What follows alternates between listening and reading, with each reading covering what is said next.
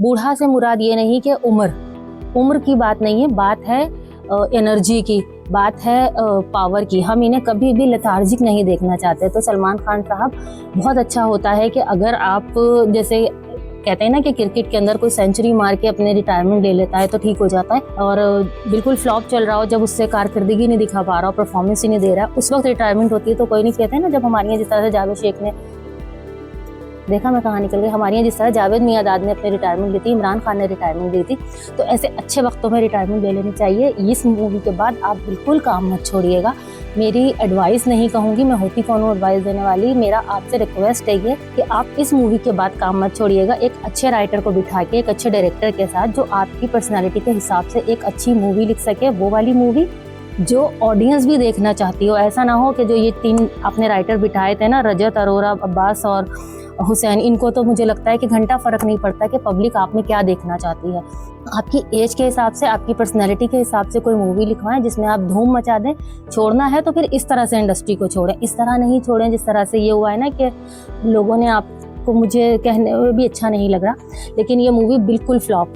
लेकिन ये तो खैर आपके बेहतरीन दोस्त ने पैसा लगाया, तो अगर रिकवरी नहीं भी होती तो कोई नहीं, दोस्त का पैसा है। लेकिन अगर रिकवरी हो जाती है ना, तो यकीन जाने कि वो सिर्फ आपके पिछले कामों की वजह से होगी, इन कामों की वजह से नहीं। कि हम तो आपको करण अर्जुन में देख के इतना खुश होते थे, हमने हमेशा आपकी सारी मूवी देखी, दबंग देखी, कौन सी ऐसी मूवी थी, लेकिन आपने जो 4-6 फिल्मों का मिक्सचर बनाया ना, मतलब आपने इन राइटर्स और डायरेक्टर्स के साथ करने क्या वाले हैं, हम ये जानना चाहते हैं। खासतौर से मुझे बड़ी इस बात का तजस्सुस है कि विवेक ओबरॉय ने, जो कि आपकी एक्स गर्लफ्रेंड को नज़र डाली, तो आपने उसको धमकियों वाले फ़ोन किए। जब उसने आपकी धमकियों को सामने खुलासा किया तो आपने उसका करियर बर्बाद कर दिया। इन लोगों ने आपका बना बनाया करियर जो खराब कर दिया, इनके साथ क्या करेंगे, बड़ा इंतजार रहेगा मुझे इस चीज़ का। इन राइटर्स और इन डायरेक्टर्स के साथ क्या होता है। अब अपने पसंदीदा अदाकारों को कभी बूढ़ा या पावरलेस नहीं देखना चाहते, तो भाई आप थोड़ा सा, जिस तरह से आप मलयालम या तमिल, ये साउथ की जिस तरह से आप हीरोइंस लेकर आ रहे हैं ना, आप थोड़ी सी उनकी स्ट्रेटजी भी लेकर आए।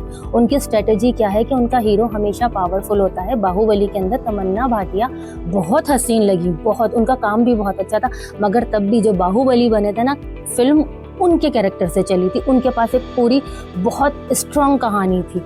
अभी लूसीफर 2 आई है, लूसीफर 1 भी बहुत अच्छी बनी हुई थी, उसके अंदर विवेक ओबरॉय थे। आप उनको जलाने के लिए कोई ऐसी मूवी लेकर आए कि लूसीफर 2 जैसी फिल्म फ्लॉप हो जाए आपके चक्कर पे आके। विवेक ओबरॉय उसके अंदर तो मर गए थे, बहुत ही अच्छा हुआ, वरना ये डूब मरने का मकाम होता कि लूसीफर 2 के अंदर अगर विवेक ओबरॉय होते और वो करोड़ों कमा लेती और आप बैठे रह जाते, तो ये तो बड़ा डूब मरने का मकाम होता।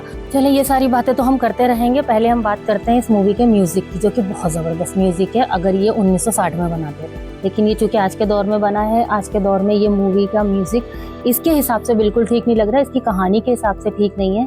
लेकिन ये 4-5 जॉनरास का मिक्सचर है, एक्शन मूवी हो गई, रोमांटिक मूवी हो गई, और सस्पेंस, थ्रिल, सब कुछ हो गई। कटप्पा भी आ गए इसके अंदर बाहुबली से उठ के, तो सभी उनको भी ज़ाया किया है। खैर कोई ऐसी बात नहीं है कटप्पा के लिए भी, जब सलमान खान जैसा लेजेंड ज़ाया हो सकता है तो कोई भी ज़ाया हो, तो कटप्पा क्या चीज़ है। मूवी के हम म्यूज़िक पे बात कर रहे हैं, तो म्यूज़िक बहुत हसीन है। अगर ये इस मूवी का ना हो तो ये देख के कभी ऐसा लगता है कि ये सलमान खान की एक मूवी थी ना, जिसके अंदर ये, उसमें भी महाराजा या राजा ही बने थे, कोई चाहे सोनम कपूर थी उसके अंदर, तो वो मूवी भी इनकी फ्लॉप गई थी। तो पता नहीं क्यों दोबारा से ये महाराजा बन गए। महाराजाओं के ये तौर तरीके नहीं होते कि यूँ एक्शन से मार रहे हैं। पता है, कभी कभी ऐसा लग रहा था जैसे कि ये हम कोई ऑडिशन देख रहे हैं, जैसा होता है ना कि एक्शन मूवी के लिए ऑडिशन देख रहे हैं, क्योंकि वो सीन से कहीं से हमारी कहानी से जुड़ा हुआ नहीं होता था। लेकिन जो म्यूज़िक था, म्यूज़िक भी बहुत अच्छा था, लेकिन शूट बड़ा खूबसूरत हुआ था। मगर एक चीज़ जिससे मुझे बड़ी नाउम्मीदी हुई ना, वो ये था कि वो जो एक सीन में रश्मिका को लेके जाते हैं और वो सारे दिए, वो लाइटें जल रही होती है, वो एआई से, ऐसा लगता है हम लोग एआई देख देख के ना, हम लोग, आपको पता है जेन ज़ी से पहले वाले कौन से लोग कहते हैं हम ब्लूमर हैं, कौन से, हमें तो पता ही नहीं हम कौन से लोग हैं, तो हम जो भी हैं, लेकिन हम लोगों को एआई इतना अच्छा नहीं लग रहा है। कहीं कहीं अच्छा लगता है, लेकिन ये जो बहुत ज़्यादा हम पे थोपा जा रहा है ना एआई, तो जहाँ हमें फ़र्क नहीं पता चल रहा होता बाज़ औक़ात कि ये रियल है या एआई है, तो ऐसे में ये जो रश्मिका का गाने हैं ना, इनको इस तरह से दिखाया गया, तो ये बहुत एआई महसूस हो रहा था। तो ज़्यादा बेहतर रहेगा कि नेक्स्ट टाइम जब आप करें, क्योंकि आप जेन ज़ी के नहीं हैं सर, आप उस दौर के हैं जो हमसे 1960 के हैं ना, आपको तो पता है, चलिए क्या बोलें, हम लोग थोड़ा से बात करें, लेकिन हम लोग फिर भी बर्दाश्त कर लेंगे। आप थोड़ा पीछे वाला जो एरा है उसको फॉलो करें, और जो आपका था ना शुरू से वही रखें। ठीक है, ये नहीं कहती मैं कि आप उसी दौर की करण अर्जुन की तरह कि मेरे करण अर्जुन आएंगे, लेकिन नहीं, मेरे करण अर्जुन ना भी आए, लेकिन हमारे सलमान शाहरुख तो आने चाहिए ना स्क्रीन पे। ऐसा तो नहीं लगना चाहिए कि कोई पपिट लगा दिया है और वो जो डायरेक्टर कह रहा है वो करे जा रहा है और अपना दिमाग इस्तेमाल नहीं कर रहा। अच्छा, एक राइटर होने के नाते मैंने इसके डायलॉग पे भी बड़ा थोड़ा ध्यान देने की कोशिश की कि चलो कुछ नहीं है, हो सकता है डायलॉग बच्चों, तो डायलॉग्स भाईजान के लिए ख़ास तौर से लिखे जाने थे। मुझे लगता है भाईजान की इंस्ट्रक्शंस थी कि मेरे लिए पंचिंग लाइन आनी चाहिए, तो इसी वजह से उनके कुछ इस तरह के डायलॉग्स आए जिस पे तीन राइटर्स ने मिलकर कोई काम नहीं किया। पंचिंग लाइन लाने के लिए इतना फोर्स्ड पंचिंग लाइन लानी थी कि वो कहते हैं कि 100 हो या क्या कहते हैं 10 हो या 10,000 हो, लड़ना तो मुझे है, इस तरह की बात थी। तो उससे पहले वो पूछते हैं पहले उनसे कि कितने हैं, तो उन्होंने बोला 100 है, तो वो नहीं पूछते ना उनसे कि कितने, बल्कि उनके पहले वाले बंदे को अगर आपको पंचिंग लाइन देनी है तो आपके राइटर को इतना पता होना चाहिए कि वो ये पंचिंग लाइन नहीं दे सकता कि पहले सलमान खान पूछेगा कि कितने लोग हैं, फिर वो बताएंगे और फिर सलमान खान कहेगा इतने हो या इतने हो, मैं तो करूंगा। जबकि होना ये चाहिए था कि जो उनके सपोर्ट में जो उनके चेले चपाटे चल रहे थे वो कहते कि भाईजान आप मत उतरे, यहाँ पे 100 लोग हैं, तो सलमान खान कहता 100 हो या 1,000 हो या 1,00,000 हो, मैं तो ये करूंगा। तब तो कोई बात थी, आपको पंचिंग लाइन देनी थी, आपने इतनी फोर्स पंचिंग लाइन कौन देता है? ऐसे तो हम भी नहीं देते जो ड्रामे लिख रहे होते हैं छोटे छोटे, लेकिन हम इतने छोटे ड्रामे नहीं लिखते, बहुत अच्छे लिखते हैं ड्रामे। आप हमें पैसे देते नहीं ना, और सिर्फ इतना कहते हैं कि सलमान खान के लिए डायलॉग लिखना, हम फ्री में लिख के देते हैं आपको इससे अच्छा डायलॉग। डायलॉग के साथ साथ फिर आ जाते हैं हम डांस पे। जिस तरह से फोर्स डायलॉग्स लगे ना इसके अंदर बहुत सारी जगहों पे, इसी तरह से डांस भी बहुत फोर्स लगा। आपको बहुत अच्छा डांस करना आता है भाईजान को। भाईजान को ज़रूरी नहीं था कि वो बैठ के वो जो पकड़वा के अपने आप को स्टेप देंगे ना, वो देने ज़रूरी नहीं थे। आप खड़े हो जाते हैं ना स्क्रीन पे आके, स्क्रीन बन जाती है। थोड़ा सा वर्कआउट कर लेना चाहिए था, बजाय इसके कि जितनी मेहनत आपने डांस में की ना, वो जो बैठ के आप स्टेप ले रहे थे वो वाले स्टेप से कहीं ज़्यादा बेहतर था कि आप स्क्वाट्स वगैरह लगा लेते। जाके शिल्पा को तो आपने बड़े मशवरे दिए हैं कि वो लगा लेते हैं स्क्वाट, उन्होंने अपने आप को, आपके मशवरों से लोग बन गए, आपने अपने आप को बिगाड़ लिया। ऐसे थोड़ी करते हैं कोई भाई। इतनी सारी बातें कर ली हमने, डांस पे भी बात कर ली जो कि इनसे बड़ा ज़बरदस्ती करवाया गया। अब आ जाते हैं कि हमने इससे क्या सीखा। तो सीखने के लिए हमें बहुत मेहनत करनी पड़ेगी, क्योंकि इसमें कोई ऐसा मैसेज नहीं था सिवाय 2 बातों के कि एक तो 200 करोड़ का बजट लगा के आप एक ऐसी स्टोरी लेस मूवी पे काम ना बनाए, ठीक है, जिसने अभी तक आज की तारीख तक 187 करोड़ जो है वो वापस लिए हैं अपने बजट से।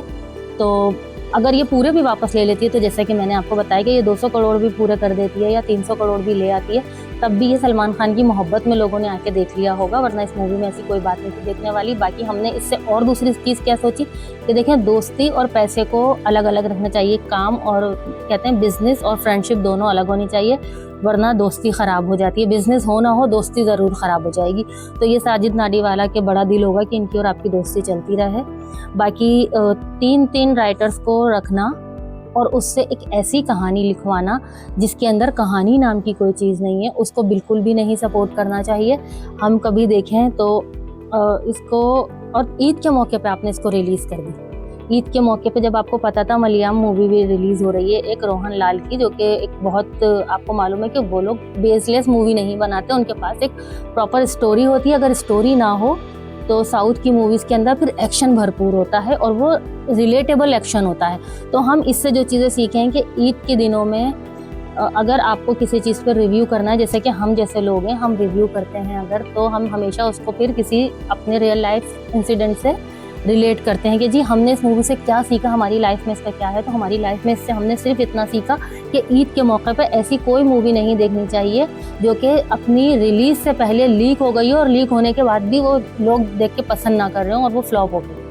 तो इतनी मतलब ये वो मूवी थी जो कि लीक हो गई थी अपनी रिलीज़ से पहले, मैंने सुना है, और लीक होने के बावजूद लोग इसे देखना नहीं चाह रहे थे फ्री में भी। और ये हम लोगों का भी, आपको पता है हम तो सिनेमा जाके नहीं देखते ना इंडियन मूवीज़, तो हमने भी यहाँ पे लीक हुई मूवी देखी है और वो HD में लीक हुई है यहाँ पे।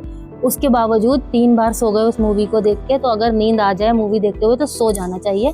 आपको बार बार उठ के उस मूवी के लिए अपनी नींद नहीं ख़राब करनी चाहिए। प्रोड्यूसर, डायरेक्टर जो भी आपके शो में हैं, आप उन्हें कह देना चाहिए कि नहीं भाई, हम अपनी नींद ख़राब करके सिकंदर पूरी नहीं देखेंगे और हम उसके ऊपर रिव्यू भी नहीं करेंगे। देखिए आप लोग देख रहे हैं ना, मैं आज खड़े होकर रिव्यू करूँ, वरना हम बैठ के करते हैं। क्योंकि जब मैं प्रोड्यूसर से और ये अपने डायरेक्टर साहब से बात करी थी ना, तो मुझे झोंके आ रहे थे। तो वो कहने लगे आप झोंके क्यों ले रही हैं? मैंने कहा भाई सिकंदर के ऊपर बात कर रहे हैं अभी हम। तो इस तरह की मूवी है, तो अगर आपको फिर भी देखना है तो अपने भरोसे पे देखें, अपनी गारंटी पे। हम आपसे बिल्कुल नहीं कहते कि आप देखें। इसके साथ ही भाई मुझे दे दीजिए आप लोग इजाज़त जाने की, देखने की नहीं। और आप लोग देखिए ये वाला रिव्यू, मुझे पूरी उम्मीद है कि मूवी से तो बेहतर रिव्यू किया है। तो आप लोग मुझे इजाज़त दें और मुझे दुआएं देंगे। अगर आपने ये मूवी देख ली ना तो आप आधे में बंद करके मुझे दुआएं देंगे, और दुआओं में मुझे जो दुआ दें वो ये याद रखिएगा कि शाफिया को अल्लाह ताला दोबारा ऐसी मूवी देखना ना नसीब करे जिसमें उसे अपने पसंदीदा एक्टर को देख के इतना शदीद दुख हो। अल्लाह हाफिज़, अपना ख्याल रखिएगा, दुआओं में याद रखिएगा। फिर मिलते हैं किसी नए रिव्यू के साथ।